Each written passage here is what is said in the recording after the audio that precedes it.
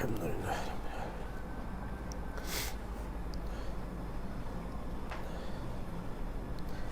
آج چوتھا درس ہے، کل آخری ہے۔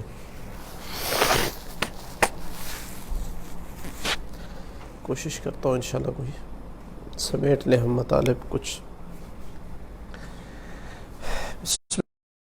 الحمدللہ رب العالمین وصلی اللہ علی سیدنا محمد وآلہ الطاہرین، اللہم صلی علی محمد وآل محمد۔ ہماری بات چل رہی تھی کہ کس زمانے میں قرآن مجید کو سینوں سے اتار کر شکل میں لکھا گیا، تحریر کیا گیا۔ تو عرض کیا تھا کہ ایک قول پایا جاتا ہے کہ یہ خلیفہ اول کے دور میں ہوا، رسول اسلام کے زمانے میں سارا قرآن لکھا ہوا نہیں تھا، کچھ لکھا ہوا تھا۔ تو اگر وہ قاری اور حافظ جو موجود تھے اس زمانے میں اگر وہ مر جاتے اور قرآن پورا نہ لکھا جاتا خلیفہ اول کے دور میں، تو بہت سارا قرآن ہمارے ہاتھ سے چلا جاتا۔ تو یہ بہت بڑا اعلان کیا ہے خلیفہ اول نے کہ اس قرآن کو لکھوایا ہے، جبکہ یہ قول انتہائی ضعیف ہے۔ اس کے مقابل بڑے علماء اہل سنت کے اور شیعہ علماء ہیں کہ ایسی بات نہیں ہے، قرآن مجید تمام کا تمام زمانے رسول میں لکھا جا چکا تھا۔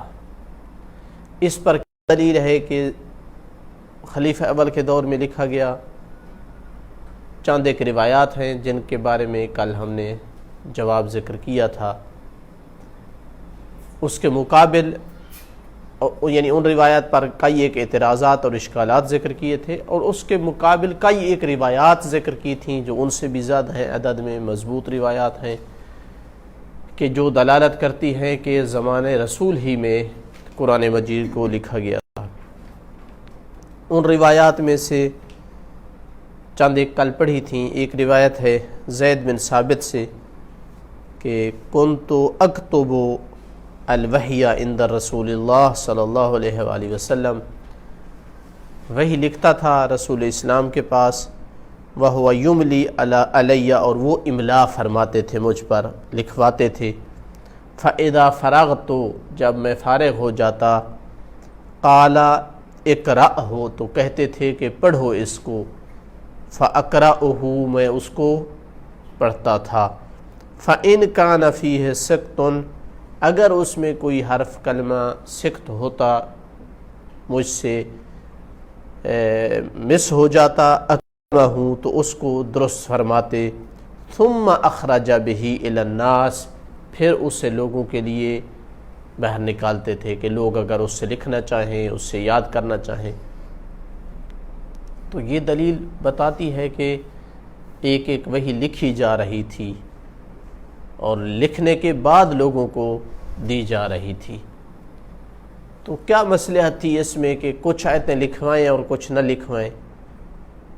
جب کاتب ایک نہیں تھا، دو نہیں تھے، 5 کاتب ہیں، زیادہ ہیں، تو یہ جان بوجھ کر یعنی قصداً ایسا کرنا تھا کہ کچھ آیتیں لکھوانی ہیں اور کچھ نہیں لکھوانی، کچھ آیات کے ساتھ اعاذ باللہ کوئی پرابلم تھا رسول اسلام کو،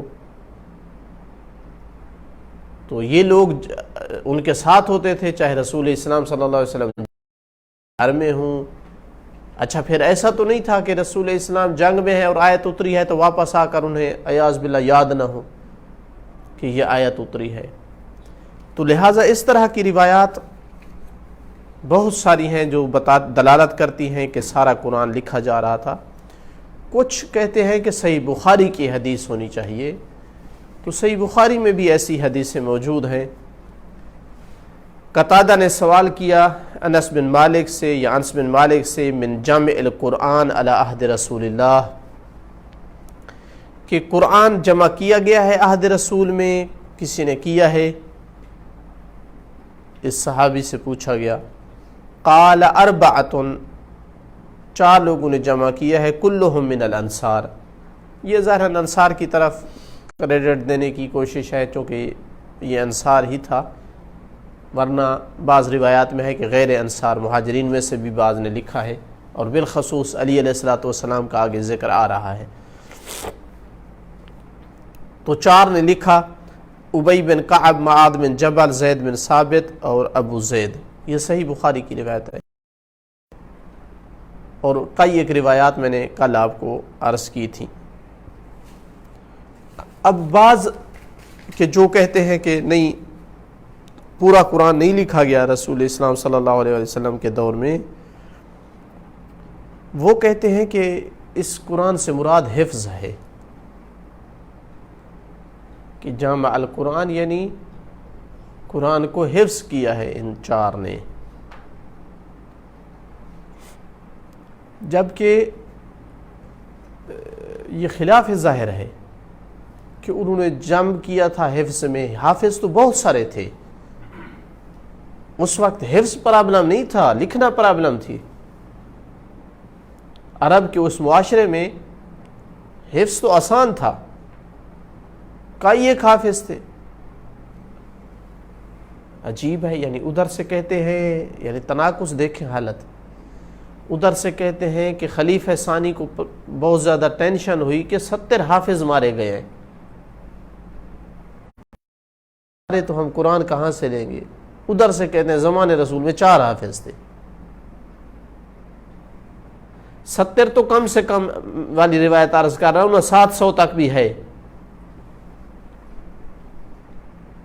یعنی ان بعض روایات جو نقل کہتے ہیں ان سے لگتا ہے ہر بندہ حافظ تھا، ادھر سے کہتے ہیں کہ صرف 4 حافظ ہیں، یعنی جمع قرآن کرنے والے یعنی حافظ ہیں۔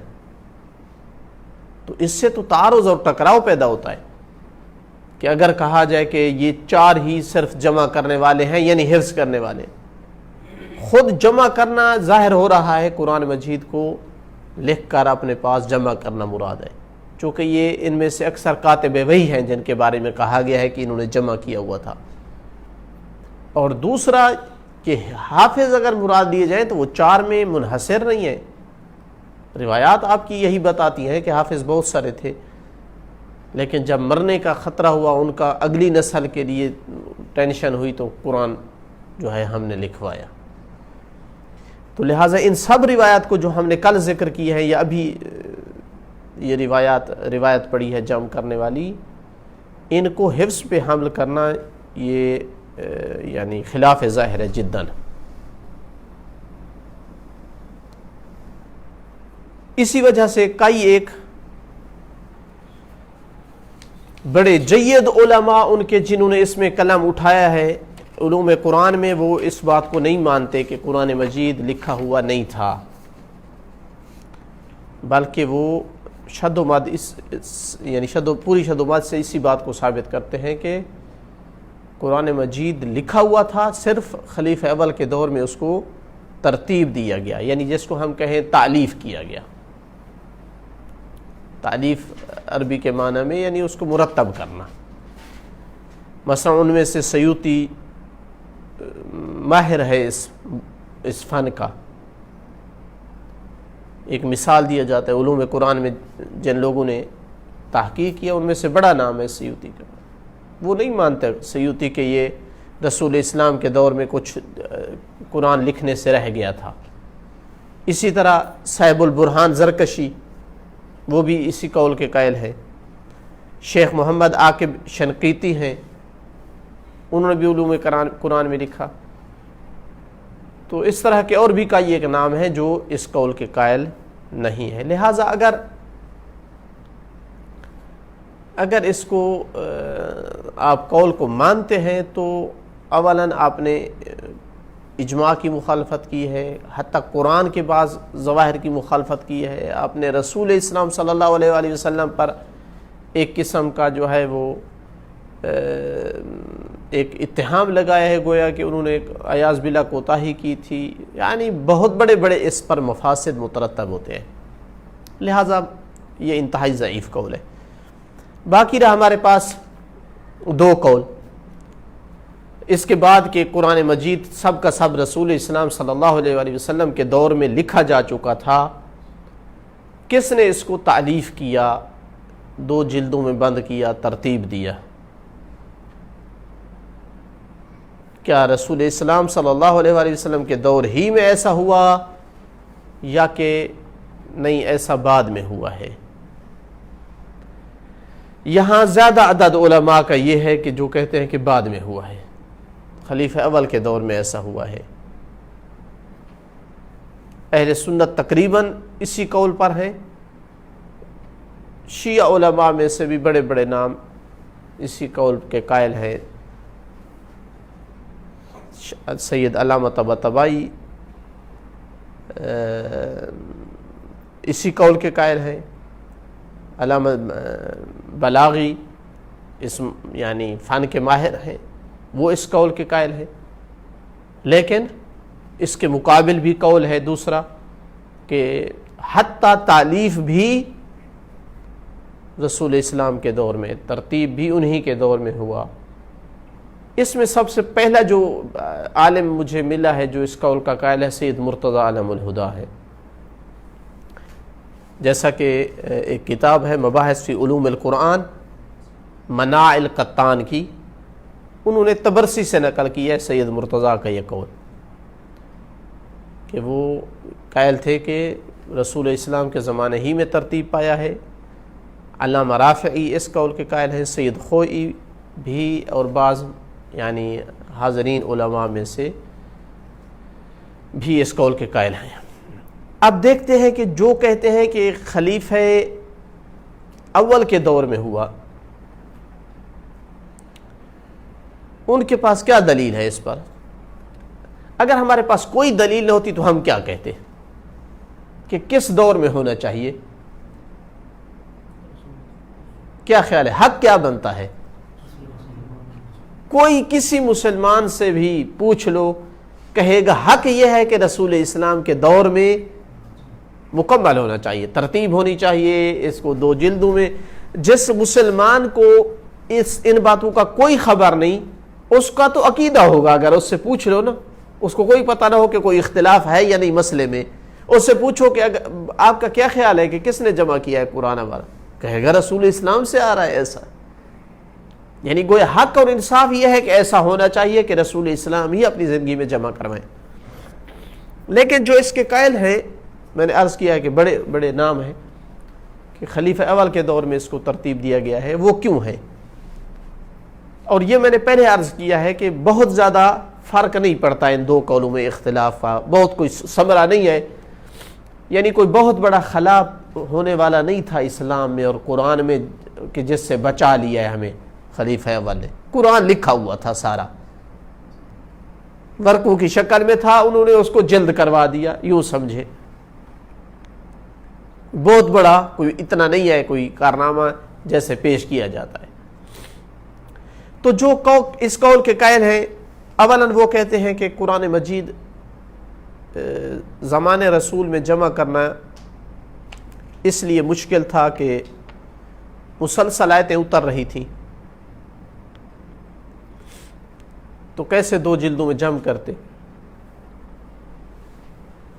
رک نہیں رہا تھا سلسلہ، آیتیں آ رہی تھی، مسلسل آ رہی تھی، مسلسل آ رہی تھی، تو اس لیے ترتیب نہیں دے سکتے تھے۔ میرے خیال میں کوئی بڑی بات نہیں ہے، یعنی جب ترتیب دے دیا جاتا ہے تو اس میں گنجائش ہوتی ہے، رکھا جا سکتا ہے۔ اب کس میں ترتیب دیں؟ جس میں بھی دیں، ریشم کے کپڑے پر دیں، کسی اور چیز پر دیں، ٹکڑے پر لکھ کر درمیان میں رکھ دیا جائے وہاں جہاں رکھنا ہے کہ یہ مثلا اس جگہ پہ ہوگا۔ حافظوں کو نہیں بتاتے تھے، ادھر نہیں جمع ہو رہا تھا حفظ میں، جیسے ان کو بتاتے تھے کہ یہ آیات آئی ہیں اس صورت کی ہیں یا فلاں صورت کی ہیں۔ یہ کوئی معنی نہیں تھا۔ دوسرا معنی یہ ذکر کرتے ہیں کہ چونکہ تلاوت کے نسخ ہونے کے امکان تھے، اگر وہ جمع کر لیتے اور ترتیب دے دیتے تو پھر کیسے تلاوت نسخ ہوتی؟ لیکن یہ عذر بنانا اصلا کوئی معقول نہیں ہے، چونکہ یہ خود مبنی فاسد ہے۔ نسخ تلاوت اصلا کوئی معنی نہیں رکھتا۔ ان کے ہاں سب تو شاید نہیں ہے قائل، لیکن اللہ کل کچھ قائل ہے کہ نسخ تلاوت ہوا ہے، یعنی بعض آیتیں آتی تھیں، ہم تو قائل ہے نا کہ مثلا بعض نسخ ہوا ہے، وہ قائل ہے کہ تلاوت نسخ ہو جاتی تھی، کہ اس کے بعد یہ قرآن کی آیت نہیں رہے گی، تلاوت نہیں ہوگی قرآن میں۔ تو چونکہ بھائی تلاوت نسخ ہو سکتی تھی، تو اگر وہ قرآن مرتب کر لیتے تو پھر کیسے اس کو پھر حذف کرتے؟ یہ بھی کوئی معقول چیز نہیں ہے۔ اگر حفظ سے ممکن تھا تلاوت نسخ کرنا، اتنے حافظ ہو رہے تھے مسلمان، تو پھر اس لکھے ہوئے سے بھی حذف کرنا ممکن تھا۔ وہ زیادہ مشکل تھا، چونکہ جتنا آگے پھیر رہا ہے لوگ حفظ کر رہے ہیں، جتنا پھیر رہا ہے، کیسے حذف کر لیتے تھے ان کے ذہنوں سے؟ اگر ادھر ہو سکتا تھا تو ادھر بھی ممکن تھا۔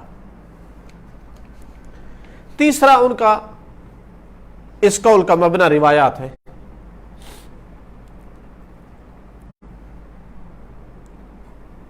یہ جو میں نے کل آپ کے سامنے کچھ ایک دو روایت پڑھی ہے، اسی مضمون کی اور کچھ روایات ہیں، لیکن ان روایات پر وہی اشکال جو ہم نے کل عرض کیا ہے، سارے اشکالات نہیں آئیں گے، لیکن یہ اشکال آئے گا کہ یہ روایات تو آپس میں ٹکراؤ ہے ان کا۔ کچھ روایت کہتی ہیں خلیفہ اول نے جمع کیا ہے، کچھ کہتی ہیں دوم نے، کچھ کہتی ہیں سیوم نے۔ اس کا مطلب ہے تو کریڈٹ دینے کی کوشش میں ہے لوگ کہ کس کو دیں۔ اگرچہ عرض کیا تھا کہ ان کے علماء دوسری قسم کی دو روایتوں کو نہیں لیتے ہیں، قبول نہیں کرتے، ریجیکٹ کرتے ہیں، کسی اور معنی پہ حمل کرتے ہیں، صرف وہ لیتے ہیں جو خلیفہ اول کے بارے میں۔ لیکن کیوں؟ ٹکراؤ ہے روایات میں۔ پھر عرض کیا تھا کہ خود روایات کے اندر بھی یعنی مطلب میں اضطراب ہے معنی میں۔ اگرچہ یہ روایات سند کے حوالے سے بعض صحیح ہے ان کے ہاں، کچھ ضعیف السند ہے لیکن کچھ صحیح السند ہے، لیکن ہر صحیح السند روایت بھی قابل عمل نہیں ہوتی اگر وہ اپنے جیسے صحیح السند روایت سے ٹکرا جائے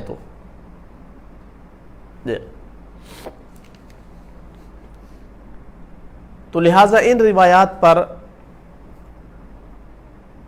اس لیے عمل نہیں ہو سکتا کہ ایک تو ان کا آپس میں ٹکراؤ ہے، دوسرا بعض روایات کے اندر اضطراب ہے متن میں، اور تیسرا یہ کہ ان میں سے کچھ تو ثابت کر رہی ہیں کہ قرآن لکھا بھی بعد میں گیا ہے۔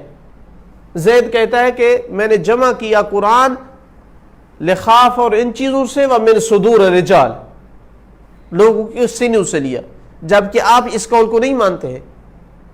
آپ کہتے ہیں کہ نہیں، قرآن لکھا جا چکا تھا سارے کا سارا۔ تو درایا کے حوالے سے دیکھا جائے تو روایات بالکل صاف ستھری نہیں ہے سند اور دلالت کے حوالے سے کہ ان روایات کو لے کر کے مبنی بنایا جائے، جبکہ اس کے مقابل اس معنی میں بھی بعض روایات ہیں، اگرچہ ان روایات کا یہاں ٹکراؤ نہیں ہے ان روایات سے جو کہہ رہی ہے کہ رسول اکرم صلی اللہ علیہ وسلم کے دور میں جمع ہوا۔ اگرچہ سید خوئی نے ایک اشکال یہ بھی کیا ہے یہاں کہ یہ روایات ٹکرا رہی ہیں ان روایات سے کہ جو دلالت کرتی ہیں کہ رسول اسلام صلی اللہ علیہ وسلم کے دور میں جمع کیا ہے فلان اور فلان اور فلان، 4 5 6 نام، تو اس کا مطلب ہے رسول اسلام کے دور میں جمع ہو چکا تھا۔ لیکن ممکن ہے کہا جائے کہ وہ جمع یعنی لکھ چکے تھے اپنے پاس، اتنا کافی ہے، یعنی ان کی دلالت ضروری نہیں ہے اس بات پر ہو کہ وہ ترتیب بھی دے چکے تھے، جمع کر چکے تھے اپنے پاس۔ البتہ وہ اشکال آئے گا جو ہم نے پچھلے قول پر ذکر کیا ہے کہ لفظ کتاب کا اطلاق کیسے ہوا۔ لفظ کتاب لکھی بھی گئی ہو نا، کتاب جب تک مرتب نہ ہو کتاب نہیں کہا جاتا، خود رسول اسلام نے کتاب کہا ہے، خود قرآن نے کتاب کہا ہے۔ اس کے ساتھ ساتھ سورہ فاتحہ کو سورہ فاتحہ ام الکتاب یہ نام دیے گئے ہیں رسول اسلام کی جانب سے۔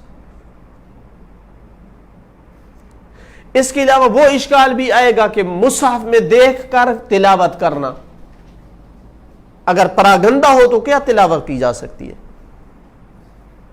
میں نے عرض کیا سیوطی نے باب بنایا ہے کہ مصحف میں دیکھ کر تلاوت کرنا رسول اسلام نے کتنا ثواب بتایا۔ وہ حدیث کے جو کہتی ہے کہ مصحف ان مظلوموں میں سے ہیں جو شکایت کریں گے رسول آ کر جا رہے ہیں، تو مصحف تب ہی ہے نا جب وہ کوئی مرتب ہو، اکٹھا ہو۔ وہ تو مصحف نہیں کہلاتا ایک ورقہ وہاں پڑا اور دوسرا وہاں اور تیسرا وہاں پڑا۔ تو جو پچھلے ہم نے چاند ایک اشکالات کیے ہیں ان میں سے بہت سارے اس قول پر بھی وہ فٹ آتے ہیں۔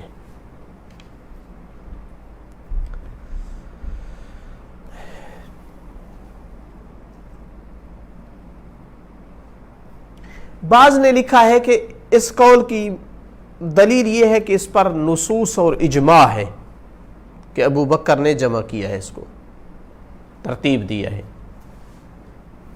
ہمارے اس بیان سے واضح ہو گیا ہے کہ نہ نصوص ساری متفق ہیں اس قول پر اور نہ ہی اجماع امت ہے اس مطلب پر۔ نہ مشہور ضرور ہے، اتنا مانتے ہیں کہ یہ قول مشہور ضرور ہے اہل سنت کے ہاں بھی اور شیعہ کے ہاں بھی، لیکن اجماع نہیں ہے۔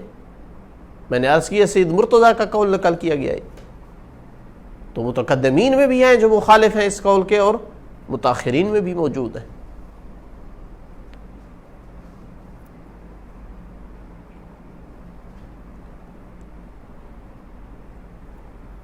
اگر ہم مان بھی لیں اس قول کو، جو کہ ہم نہیں مانتے، انشاءاللہ ابھی ذکر کریں گے کہ صحیح قول تیسرا ہے، اگر اس کو مان بھی لیں کہ جمع پہلے خلیفہ نے کیا ہے، تو پھر بھی کوئی یہ بہت بڑی بات، بہت بڑی فضیلت نہیں ہے۔ ان سے پہلے علی علیہ السلام نے جمع کیا ہے، رحلت رسول صلی اللہ علیہ وآلہ وسلم کے فوراً بعد امیر المومنین علیہ السلام نے جمع کیا ہے۔ تو یہ تو تم نے روک دیا تھا کہ نہیں دینا یہ قرآن، ورنہ قرآن جمع کرنے والے کر چکے تھے، نہ انتظار کی جنگ کی، نہ حافظوں کے مرنے کی، نہ قاریوں کے مرنے کی۔ آپ کی روایات میں ہے، ہماری روایات میں ہے، اگرچہ امت تک نہیں پہنچنے دیا آپ لوگوں نے اس قرآن کو۔ تو یہ کیا کریڈٹ ہے کہ قرآن کو جو جمع ہو چکا ہے اس کو روک لو، پھر اپنے سے لکھواؤ اور کریڈٹ لو؟ یہ کیا طریقہ کار ہے؟ جو قرآن فوراً لکھا گیا ہے رحلت رسول کے بعد، اور ابھی انشاءاللہ میں عرض کروں گا کہ یہ عین ہی وہی تھا جو رسول اسلام اپنے پاس نسخہ رکھتے رہے، وہی دیا علی علیہ السلام کو، اس کو روک لو اور پھر جی ہم نے جمع کروایا ہے اور مرتب کیا ہے۔ تو کوئی خطرہ نہیں تھا، سارے قاری مر جاتے، سارے حافظ مر جاتے، قرآن کی ایک آیت کو بھی خطرہ نہیں تھا جب تک مولا علی علیہ السلام کی ذات موجود تھی۔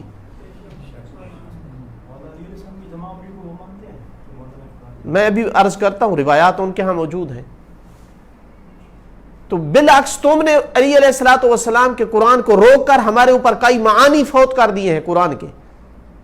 اس قرآن پر شرح تھی، اس پر تفسیر تھی، اس پر معانی تھے۔ تو یہ تو بالعکس یعنی ایک عیب اور طعن کی بات ہے، نہ کہ کوئی فخر کی بات ہے۔ اور علی علیہ السلام کے قرآن جمع کرنے والی روایات کے کوئی روایت معارض نہیں ہے، کوئی روایت اس سے نہیں ٹکراتی، چونکہ یہ روایات ٹکراتی ہیں کہ امت کے لیے کس نے جمع کیا ہے، خلیفہ اول نے، دوم نے، ثانی نے۔ علی علیہ الصلوۃ والسلام کا جو جمع شدہ قرآن تھا، ہم سب کہتے ہیں، وہ بھی اور ہم بھی، کہ وہ امت کو نہیں دیا گیا ہے، وہ ان کے پاس ہی رہا ہے. تو کوئی روایت اس سے نہیں ٹکراتی، اور نہ ہی اس سے کوئی یہ شبہ نکلتا ہے کہ ایاز باللہ کیا رسول اکرم نے کوئی تقصیر کی تھی. نہیں، کوئی تقصیر نہیں ہوتی. رسول اللہ خود کریں یا علی کے ہاتھ سے کروائیں. جس طرح رسول کا ہاتھ عصمت کا ہاتھ ہے، رسول کی زبان عصمت کی زبان ہے، علی کا بھی فعل عصمت والا فعل ہے. یہ ہمیں ماننا پڑے تو ہمارے لیے کوئی اس میں کوئی قباحت ہم نہیں سمجھتے کہ رسول اکرم صلی اللہ علیہ وآلہ وسلم نے اپنی کوئی ذمہ داری علی کے حوالے کی ہو. اور اس پر سب سے بڑا شاہد جو ہماری کتابوں میں بھی ہے، ان کی کتابوں میں بھی ہے، کہ جب سورہ براءہ کے پہنچانے کا وقت آیا اور خلیفہ اول کو بھیجا گیا تو ابھی تک وہ نہیں پہنچا تھا، راستے میں تھا کہ جبرائیل آئے کہ اللہ تعالیٰ کہہ رہا ہے کہ اما انت و اما رجل منک، یہ کام کوئی اور نہیں کر سکتا، یا خود کر یا تجھ سے کوئی مرد ہو جو کرے. تو راستے میں علی علیہ الصلوۃ والسلام نے اس آدمی سے وہ آیات واپس، رسول اکرم صلی اللہ علیہ وآلہ وسلم پر یہ حکم اترا ہے اور انہوں نے مجھے بھیجا ہے. تو رسول اکرم صلی اللہ علیہ وآلہ وسلم کا اگر کوئی کام، میں نے عرض کیا ہے کہ ہر مسلمان کا ذہنی طور پر یہ عقیدہ ہے کہ یہ کام رسول کا ہے، تو اگر رسول اکرم صلی اللہ علیہ وآلہ وسلم نے خود نہیں کیا تو ان کے بعد اگر کسی کو یہ ذمہ داری سونپ سکتے ہیں اپنے والی، تو وہ ہے جو خلافت کا بھی حق رکھتا تھا اور قرآن کے جمع کرنے کا بھی حق رکھتا تھا. اور اس میں کوئی کسی قسم کا یہ اشکالات جو ہم نے عرض کیے ہیں نہیں آتے ہیں. ان میں سے مثلا میں چند ایک روایات آپ کی گوش گزار کروں کہ جو بعض روایات ہمارے مصادر میں آئی ہے اور بعض اہل سنت کے مصادر میں آئی ہے. ابن ابی داؤد، ان کی کتاب ہے مصاحف، میں نے پہلے بھی عرض کیا ہے، ابن سیرین کے واسطے سے نقل کیا ہے کہ علی علیہ الصلوۃ والسلام نے فرمایا لما مات رسول اللہ صلی اللہ علیہ وآلہ وسلم آلیت علی نفسی، میں نے اپنے نفس پر قسم کھائی، ان لا آخذ علی ردائی، کہ اپنی عبا کو نہیں پہنوں گا، الا لصلاۃ الجمعہ، سوائے صلاۃ جمعہ کے نہیں پہنوں گا، مطلب ہے یعنی نہیں نکلوں گا گھر سے، چونکہ عبا یہ کنایا ہے، یعنی نہیں پہنوں گا یعنی گھر سے نہیں نکلوں گا کسی کام کے لیے. مرد عبا پہن کر جاتے تھے اس دور میں، باہر جاتے، تو میں عبا نہیں پہنوں گا سوائے صلاۃ جمعہ کے، حتی اجمع القرآن، یہاں تک کہ قرآن جمع کر لو. یہ فوراً رحلت رسول کے بعد کی بات ہے نا، کہ کسی کوئی جنگ کی انتظار ہے اور قاریوں اور حفاظ کے مرنے کی بات ہے. ابن حجر سے نقل کیا ہے کہ نبی پاک صلی اللہ علیہ وآلہ وسلم کی موت کے بعد علی علیہ الصلوۃ والسلام نے، غالباً یہ سیوطی نے نقل کیا ہے، کہ علی علیہ الصلوۃ والسلام نے رحلت رسول کے بعد قرآن کو اس ترتیب سے جمع کیا جس ترتیب سے قرآن نازل ہوا تھا. تو یہاں بھی ہے کہ رحلت رسول کے بعد، یعنی سب سے پہلے اگر بعد میں جمع کیا گیا ہے نا قرآن کو، تو سب سے پہلے مولا علی علیہ السلام نے جمع کیا ہے. ابو نعیم نے حلیہ میں اور خطیب نے کتاب اربعین میں اور ابن ندیم نے فہرست میں، یہ سارے قدیم ترین مصادر میں سے یہ کتب شمار ہوتی ہیں، اس طرح کی روایت نقل کی ہے. یہی مضمون ہے اس کا، یہ ان کے مصادر ہیں. ہمارے مصادر میں ابن شہر اشوب نے مناقب میں لکھا ہے کہ رسول اکرم صلی اللہ علیہ وآلہ وسلم حالت مرض میں جب تھے تو علی علیہ الصلوۃ والسلام کو فرمایا، یا علی ھذا کتاب اللہ، خذہ، اس کو لے جا. فجمعہ علی فی ثوب، یہ اللہ کی کتاب ہے، اس کو لے جاؤ۔ تو علی علیہ الصلوۃ والسلام نے اس کو جمع کیا ایک ثوب میں، کپڑے میں، فمضى به الى منزله، اپنے گھر کی طرف لے گئے۔ فلما قبض النبی صلی اللہ علیہ وآلہ وسلم، جب ان کی رحلت ہوئی، جالس علی علیہ السلام بیٹھ گئے، یعنی گھر میں بیٹھ گئے۔ فألفہ، اسے ترتیب دیا، کما انزلہ اللہ، جیسے اللہ نے نازل کیا۔ اب کس کو کیا پتا اتنی 6000 سے زیادہ آیات ہیں، کیسے اور کب نازل ہوئی؟ روایت کا تتمہ ہے وَقَانَ بِهِ عَالِمًا، علی جانتے تھے کہ کون سی آیت کب اتری ہے۔ یہ کام بھی صرف وہی کر سکتے تھے، کیونکہ 23 سال گزر چکے ہیں قرآن کو اترتے ہوئے، بعض لوگوں کو تو کل کی بات بھول جاتی ہے، وہ کیسے بتاتے کہ کون سی آیت کب اتری ہے؟ وَقَانَ بِهِ عَالِمًا۔ ابن ابی الحدید نے لکھا ہے کہ علی علیہ الصلوۃ والسلام پورے قرآن کے حافظ تھے، اور یہ وہ شخصیت ہیں جن کے کاتب وحی ہونے پر اتفاق ہے۔ اور اس نے ایک پیاری بات لکھی ہے، وہ کہتے ہیں کہ شیعہ بھی کہتے ہیں کہ علی علیہ الصلوۃ والسلام رحلت رسول کے بعد گھر میں بیٹھ گئے، اور اہل سنت بھی کہتے ہیں کہ گھر میں بیٹھ گئے، لیکن شیعہ کہتے ہیں کہ بیعت کا انکار کرنے کی وجہ سے گھر میں بیٹھے، اہل سنت کہتے ہیں کہ نہیں، بیعت کا انکار نہیں تھا، وہ قرآن جمع کر رہے تھے۔ تو اس کا مطلب ہے کہ جس طریقے سے بھی مانا، چاہے وہ بیعت والے انکار سے بچنے کے لیے ماننا پڑا کہ جمع کیا ہے قرآن علی علیہ الصلوۃ والسلام نے۔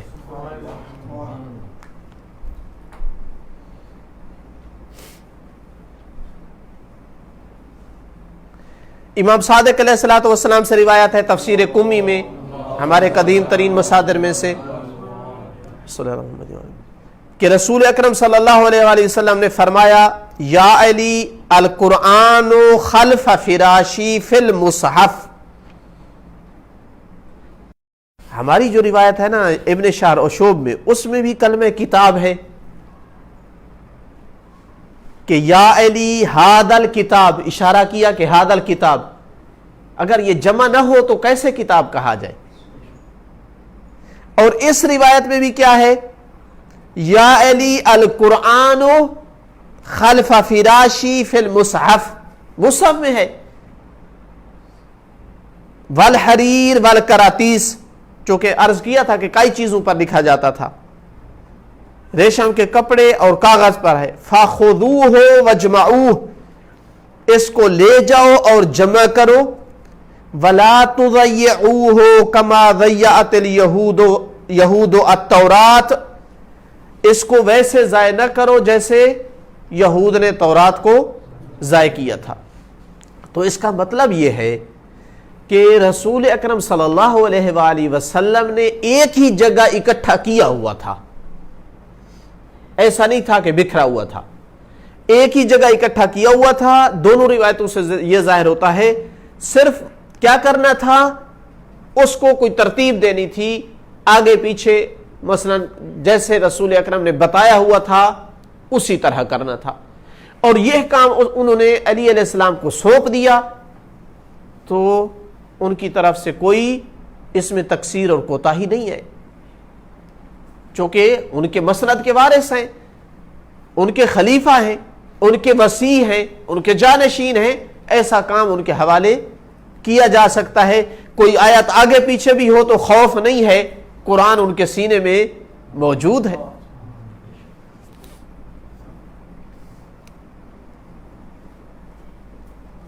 بہار میں ابن عباس سے روایت ہے، لا تحرک بہ لسانک لتعجل بہ ان علینا جمعہ وقرآنہ، اس آیت کے ذیل میں ان علی ابن ابی طالب جمع القرآن بعد موت رسول اللہ صلی اللہ علیہ وآلہ وسلم بستۃ اشہر،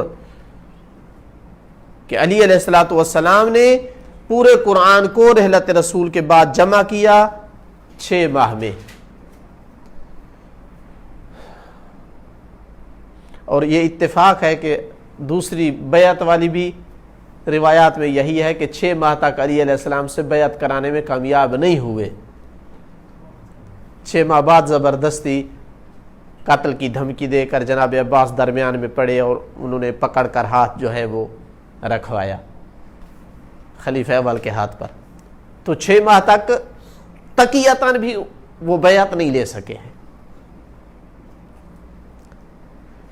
کتاب سلیمان میں ہے، کتاب سلیم میں جناب سلیمان سے روایت ہے کہ ان علی علیہ السلام بعد وفات النبی لازمہ بیتہ، گھر میں بیٹھ گئے، وَأَقْبَلَ عَلَى الْقُرْآنِ يُؤَلِّفُهُ وَيَجْمَعُهُ، قرآن کو ترتیب دینا شروع کیا، جمع کرنا شروع کیا، فَلَمْ يَخْرُجْ مِنْ بَيْتِهِ حَتَّى جَمَعَهُ، گھر سے نہیں نکلے یہاں تک کہ پورے قرآن کو جمع کر لیا۔